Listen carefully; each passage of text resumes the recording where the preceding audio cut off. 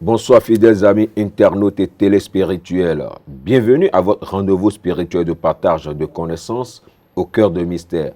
26 minutes ce soir pour parler de l'opuscule du code d'Osiris, de l'opuscule, je veux dire, du code de la dot et l'équilibre constant des forces de la nature. Et c'est avec quelqu'un qu'on ne présente plus, l'instructeur spirituel Ezeb Arwandino, qui est déjà avec nous sur ce plateau. Instructeur, bonsoir. Bonsoir, monsieur Jacques. Et bienvenue au cœur du mystère. Que les bénédictions soient, c'est un immense plaisir pour moi. Plaisir partagé, ça fait longtemps. Ça fait des lustres. Ouais.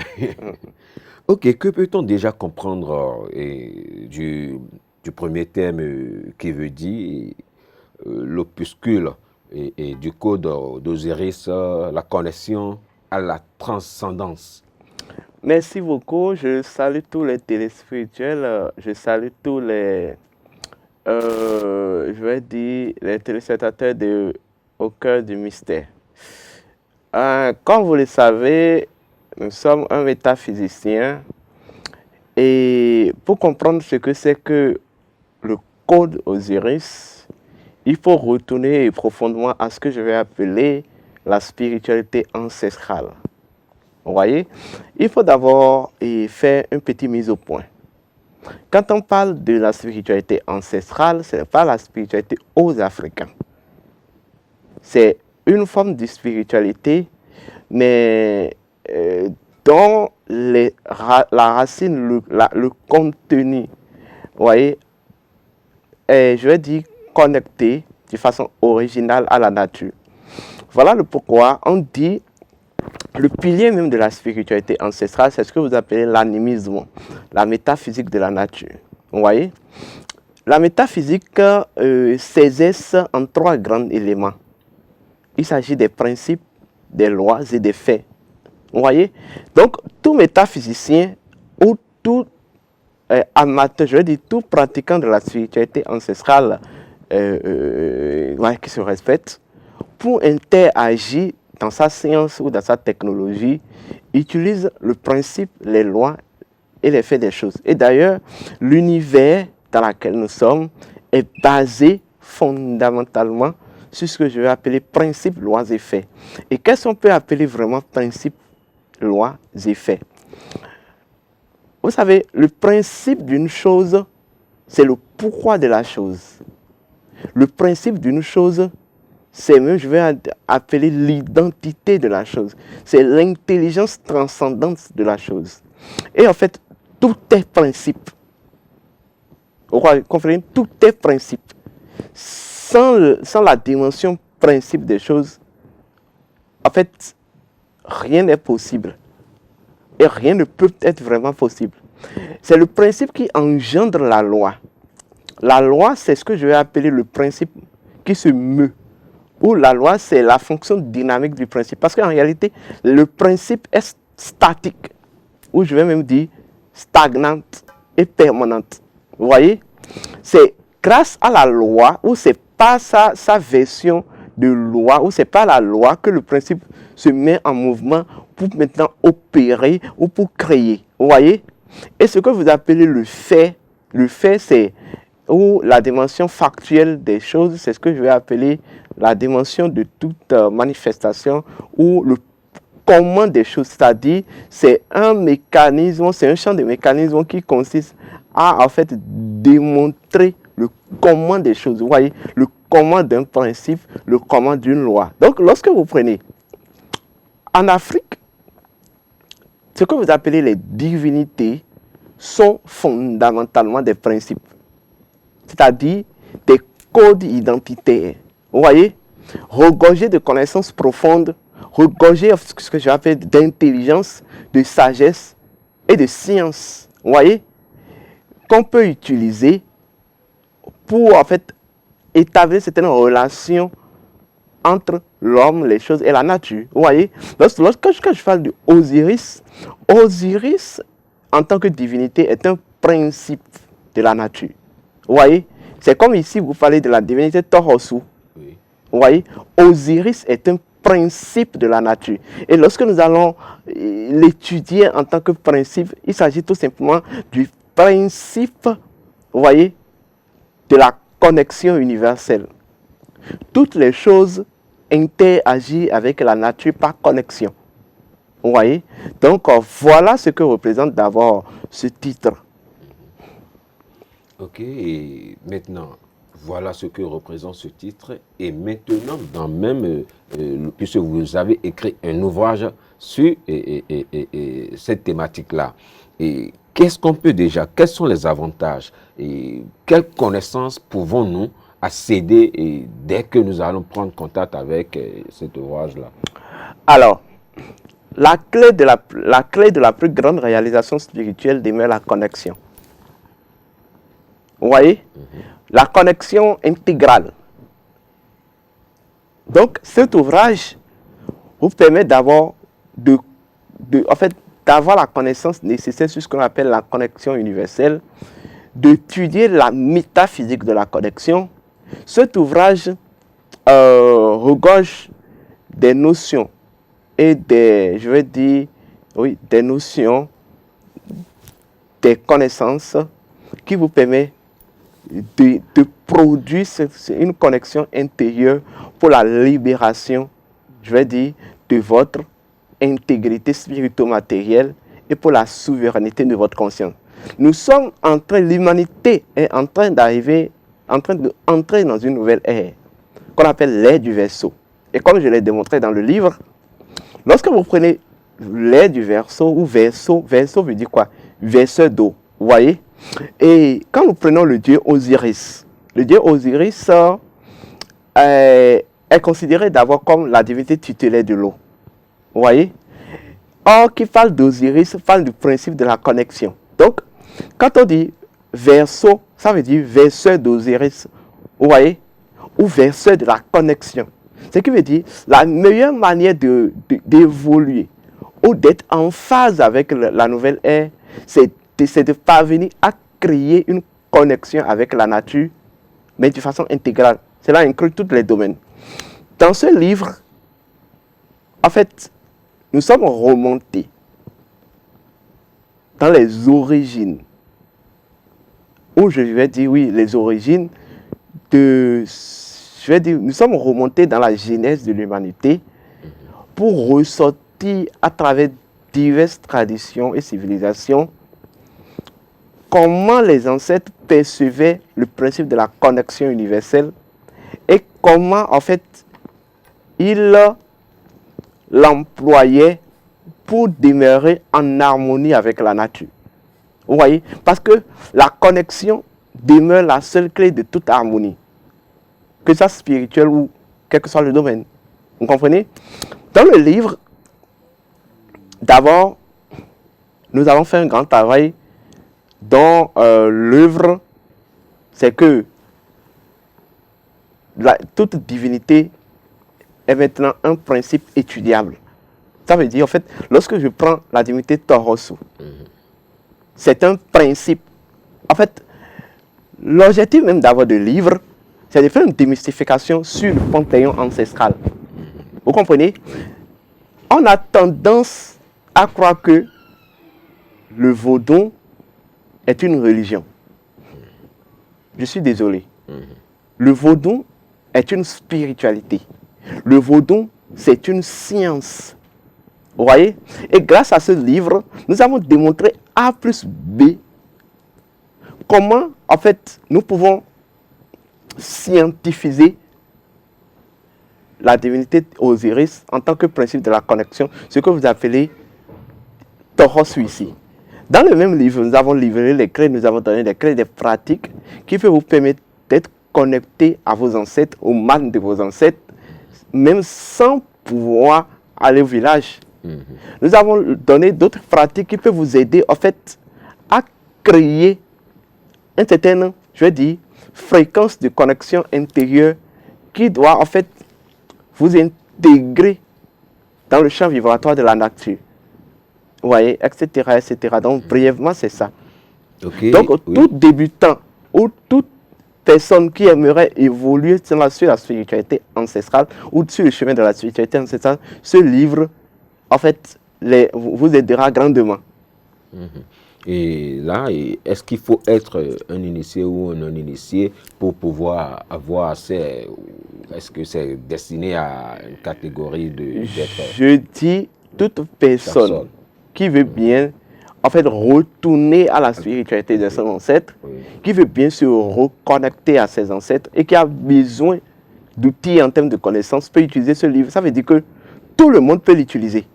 Tout le monde peut lire. En fait, il s'agit simplement de lire pour comprendre que, quel que soit votre niveau, vous pouvez comprendre le livre. Vous pouvez le comprendre, quel que soit votre niveau. Donc, nous sommes à une ère de la révolution. Nous sommes à une ère qui exige un certain retour à la source. Vous voyez? Donc, si vous voulez en fait rentrer, vous voulez vous embarquer dans la dimension ou dans la direction de nouvelle ère, il suffit juste de vous approprier de ce livre.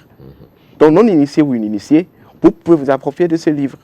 Donc, ce livre peut nous accompagner à céder à à une connaissance et pouvant, en allant dans l'air du verso, comme vous l'avez dit. Je vais dire, pouvant vous aider, en fait, à pouvoir participer grandement dans votre périple de retour à la source, tout simplement. Ok, à l'éveil, si on peut s'exprimer ainsi. Et dans ce livre, on a constaté qu'il y a eu apparition, parce que tout à l'heure vous l'avez souligné, et qu'il y a eu la mise en place, sinon vous avez fait intervenir plusieurs identités, je crois, et si j'ai bonne mémoire. Est-ce que je veux dire, sinon plusieurs traditions? Est-ce que, par exemple, comment on dit, un Israélien, un Juif ou un kabbaliste, peut-être s'il n'est pas connecté, puisque quand on parle de la divinité Toros, ou par exemple, que vous avez fait allusion avec Osiris, c'est une divinité qu'on a tendance à dire que c'est une divinité typiquement africaine. Est-ce qu'un kabbaliste peut déjà prendre connaissance et prendre contact et avoir la grâce qu'un Africain puisse avoir en touchant ce livre-là? D'abord, il faut faire une petite mise au point. Je n'ai pas fait allusion à Toros ou Osiris. J'ai dit que c'est Osiris, que les ancêtres, peut-être aussi d'Adiatado, appelaient Toros. Voilà. Mon objectif d'abord, en faisant tous bon, si vous voulez cette allusion, c'est d'abord créer une démystification. Il faudrait que, en fait, on décontextualise le vaudou et qu'on universalise le vaudou comme elle a été toujours. Ça fait un. Deuxième niveau, la connexion universelle, elle est transversale. Quelle que soit votre tradition, même la base de toute tradition, c'est la connexion. Parce que la connexion est la clé, en fait, qui crée l'harmonie, l'équilibre et l'ordre dans un système. Si on considère la tradition comme un système, le soubassement même de la tradition en tant qu'un système universel demeure la connexion, donc demeure Osiris. Maintenant, vous avez parlé de Judaïsme ou de kabbalistes. La seule chose que je peux dire, je pense qu'un kabbaliste, c'est celui qui pratique la kabbale, ou bien? Ok. Il faut d'abord comprendre que la kabbale n'est pas juive. Je suis désolé. Ah bon? La kabbale n'est pas juive. Il faut que nous arrêtons cette manière de vouloir avancer dans la colonisation spirituelle enclenchée il y a des lustres par les religions.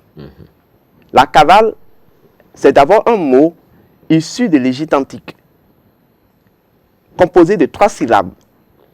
Kabbalah. Vous voyez?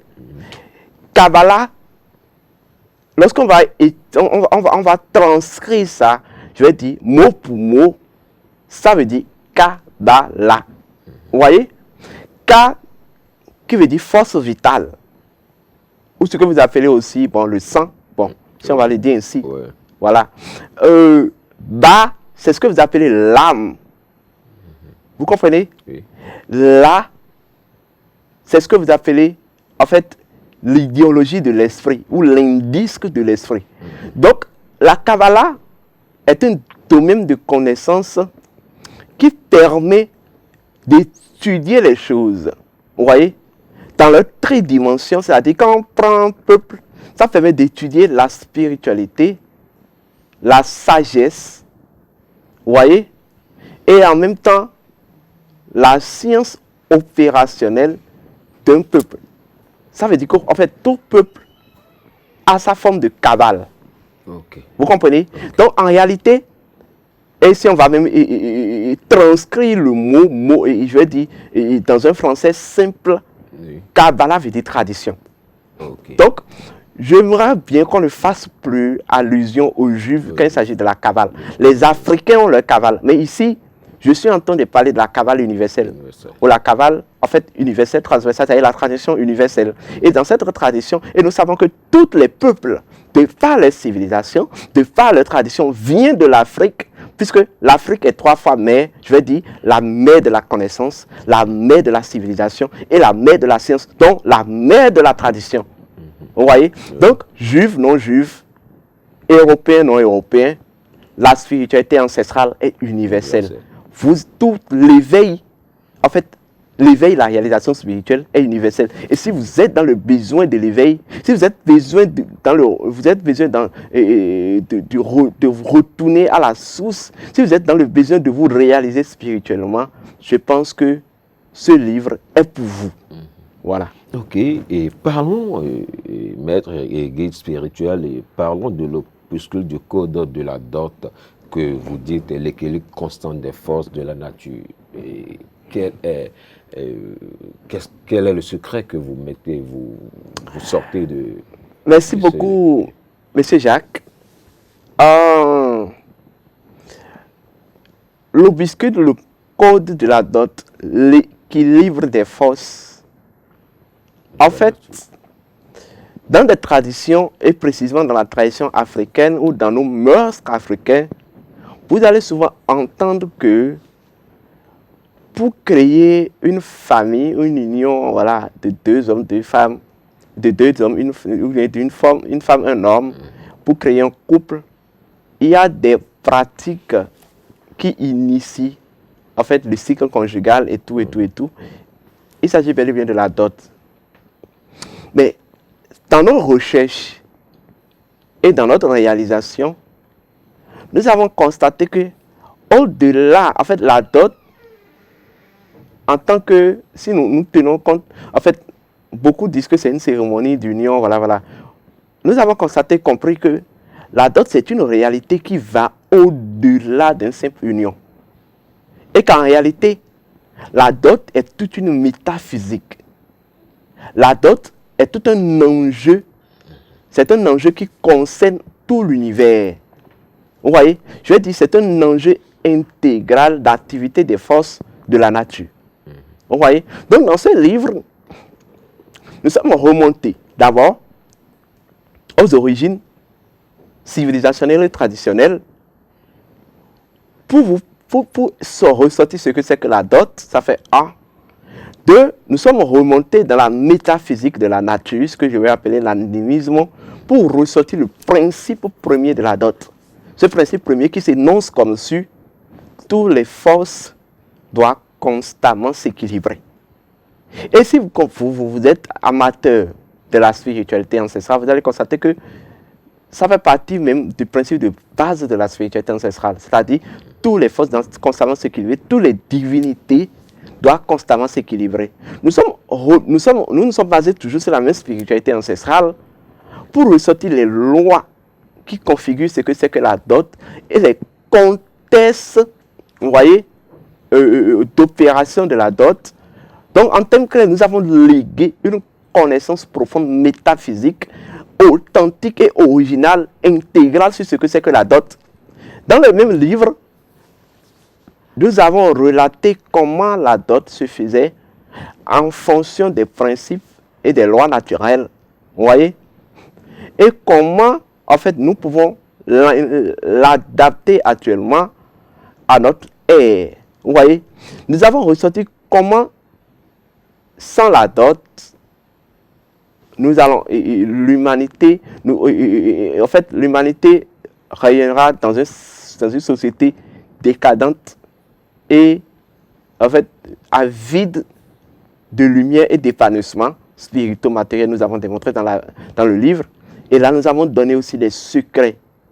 Là, je dis bien les secrets, pouvant permettre au couple qui veut s'unir, vous voyez, de faire autrement la dot, vous voyez, sans pouvoir, tout en respectant l'équilibre de la nature, l'équilibre préétabli, sans pouvoir, en fait, aller dans les dérives sociétales que nous constatons aujourd'hui vis-à-vis de la dot.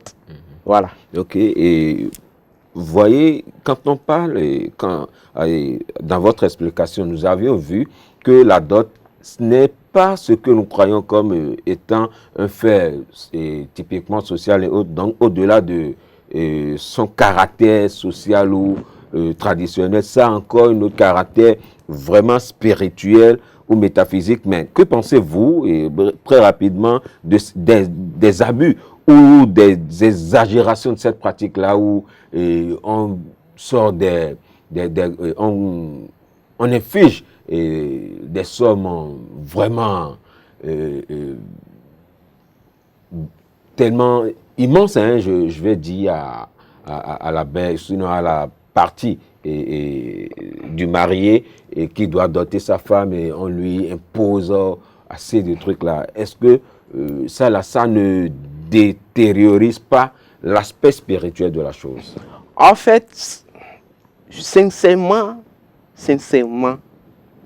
la dot, dans toute sa métaphysique, comme nous l'avons donné dans le livre, n'est pas une cérémonie dont il faut faire une liste à celui qui veut doter. Oui. La dot se fait par d'abord oracle.